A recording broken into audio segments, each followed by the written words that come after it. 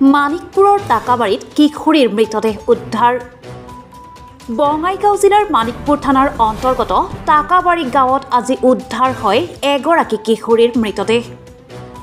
জানিব পৰা মতে আজি সন্ধিয়া 6 মান বজাত টাকাবাৰী গাঁৱত নিজ ঘৰৰ ভিতৰতে উলমি থকা অৱস্থাত উদ্ধাৰ হয় এগৰাকী কিশোৰীৰ মৃতদেহ।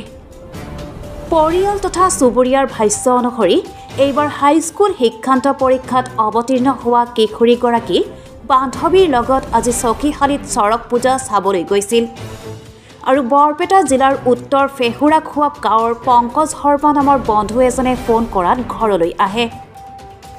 তাতেই তেওঁলোকৰ কথা কটাকটি হয়। এনেকৈ পংকজ শৰ্মাই কিশোৰীগৰাকীক প্ৰহাৰ কৰাৰ দৃশ্যও কিশোৰীগৰাকীৰ খুৰীয়েকে প্ৰত্যক্ষ কৰে। পাছত পৰিয়ালৰ লোকে ঘৰৰ ভিতৰতেই ওলমি থকা অৱস্থাত উদ্ধাৰ কৰে কিশোৰীগৰাকীৰ মৃতদেহ।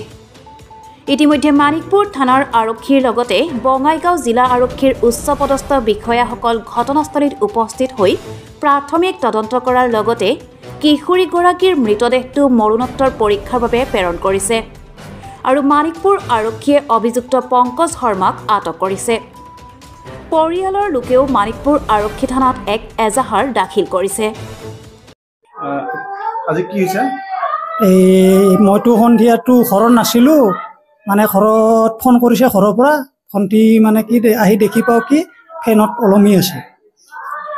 তাৰপিছত আহি দেখিলোঁ, কি কৰিবি, কিবা সেনেকাতো আৰক্ষীয়ে কি কৰিব পাৰে এতিয়া তদন্ত। কাৰোবাৰ সন্দেহ আছে নেকি? সন্দেহ মানেতো এনে এটা ল'ৰাৰ সন্দেহ আছে, আমাৰ ল'ৰাৰ ইয়াৰ। কি নাম ল'ৰা? ল'ৰাটোৰ নাম পংকজ। ফেহুৰাখোৱা দহলাপাৰা। আগে পিছে আহি থাকে নেকি? আগে পিছে আহি থাকে, ঘৰৰ মানুহে কয় আগে পিছে আহি থাকে। মইতো ঘৰতে নাথাকোঁ, ইমান কাম কৰা মানুহ, কাম নকৰিলেতো ক'ত হ'ব। এনে আহি থকা বুলি গম পাওঁ, মই আজি ৰাতিপুৱা মই গম পাইছোঁ বোলে আহে, কিন্তু মইতো আৰু ঘৰতে নাথাকোঁ। আমাৰ গাঁৱত আজি মানে দুখ লগা কথা, ছোৱালী এজনী মানে 6:30 বজামানত দেখা পোৱা গ'ল। মানে আহি চালোঁ আমি, আজি চৰক পূজা আছিল, চৰক পূজাৰ পৰা আহি কিনে দেখা পালোঁ মানে ওলমি আছে। আমি যিখিনি শুনা হিচাপৰ ঘৰৰ মানুহে কৈছে, এটা ল'ৰা মানে দহলাপাৰাৰ ল'ৰা বুলি কৈছে, ল'ৰাটোৱেও বোলে তাক মোবাইলেদি বোলে মাৰিছে আৰু মোবাইলেদি মাৰাৰ পিছত তাৰপিছত সি আৰু মানে পলাইছে মাৰি কিনে। খুৰীটো দেখা পাইছে, খুৰীটো দেখা পাই মানে গোহালি ঘৰত সোমাই আছিল, বোলে কিয় এনেহেন কৰিলি, কিয় এনেকুৱা কৰিলি, সিকে ক'ল। তাৰপিছত আৰু একো নহয় দে, মই হেৰি কৰা নাই, সেনেকৈ কৈ সিহঁতৰ নিবাৰ এই খুৰীটো গৰু আনিব গ'ল। গৰু আনি দেখা পায় ছোৱালীটো ওলমি আছে। তাৰপিছত আৰু খুৰীটো তেথেন খবৰ দিবা যে গ'ল এই পূজাত। আমি সিবাৰ দাউৰিকৈ আহিলোঁ, আহি দেখিলোঁ মানে ওলমি আছে। তেথেন নিজে আত্মহত্যাই কৰিল না ল'ৰাটোৱে মাৰিল? ল'ৰাটোৰ নাম এনে আমি জানা হিচাপত পংকজ শৰ্মা, আৰু গৃহস্থৰ মানুহ কৈছে। এইখিনিয়ে আৰু মোৰ ক'ব লগা। তাৰ পংকজ শৰ্মাৰ ঘৰ দহলাপাৰা, বৰপেটা ডিষ্ট্ৰিক্ট, চৰবুক থানা। এথেন আত্মহত্যাই কৰিল না মাৰিলে, এইখিনি মানে পুলিচেহে তদন্তটো ল'ব।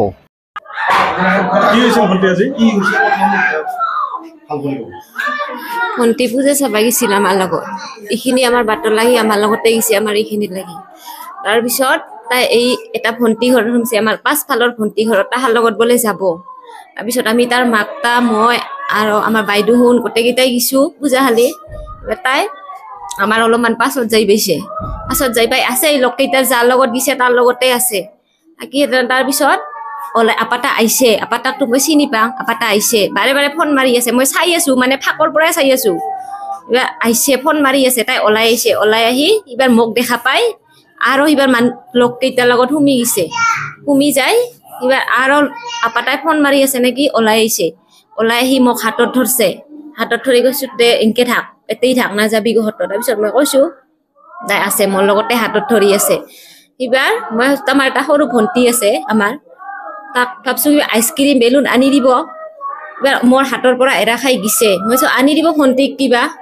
তাৰপিছত সেই যে নহা হ'ল, মই ভাবিছোঁ আহিব, নাই মানুহটা নাই। তাৰপিছত মই ভণ্টি এটা মোবাইলেদি ফোন কৰিছোঁ, ফোন কৰোঁতে তাক ক'ত গ'ল, তাই বাৰে বাৰে ফোন মাৰি আছো বিজি বিজি বিজি ফোনে নাকা নাই তাৰপিছত আমি পূজাশালীৰ পৰা আহিলো আহি আধা বাট পাইছো সৰস্বতী একাডেমী স্কুল তাৰপিছত আপাতা সেইখিনিত লগ পাইছো তাৰ পিছৰখিনি আৰু মই গম নাপাওঁ ল'ৰাটোৰ কি নাম ল'ৰাটোৰ নাম পংকজ উপাধি কি লিখে মই নাজানো ঘৰ?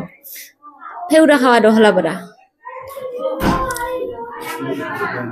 ভণ্টিৰ নাম কি আছে ভণ্টিৰ নাম ঈশা দাস এই গাঁওখনৰ নাম কি চকীশালী টাকাবাৰী তোমাৰ দেউতাৰ নাম কি ৰঞ্জিত দাস কি নাম ৰঞ্জিত দাস